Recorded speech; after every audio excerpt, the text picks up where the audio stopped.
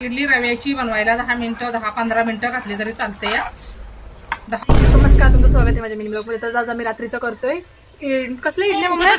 रव्याची इडली, रव्याच्या इडल्या करतोय. तर मी बोलली की तुम्हाला पण सांगा, तुम्हाला माहिती असं काय माहिती, पण मी तुम्हाला पण सांगते की आज आम्ही करतोय रव्याची इडली. मस्त लागते, खाऊन बघा.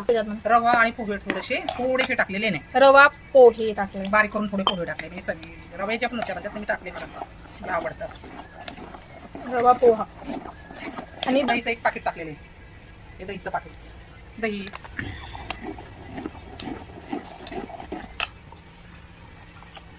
असं मिक्स करून घ्यायचं.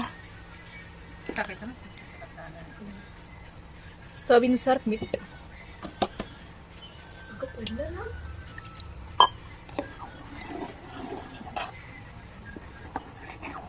तर मग हे काय करायचं, सगळं झाकून ठेवायचंय.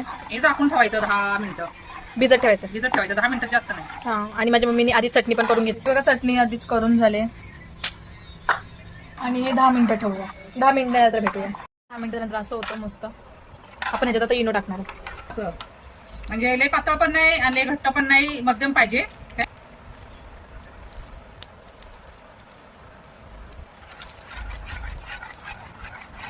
इडली रव्याची बनवायला 10 मिनिटं 10-15 मिनिटं घातली तरी चालते या. 10-15 मिनिटं भिजत घालून रव्याची इडली बनवायला खाऊन बघा कसे लागतात. ते छान लागतात. दही आणि रवा आणि थोडीशी पोहे. ह्याच्यात हे भरून घेऊया. ह्याला तेल वगैरे लावून घेतलंय.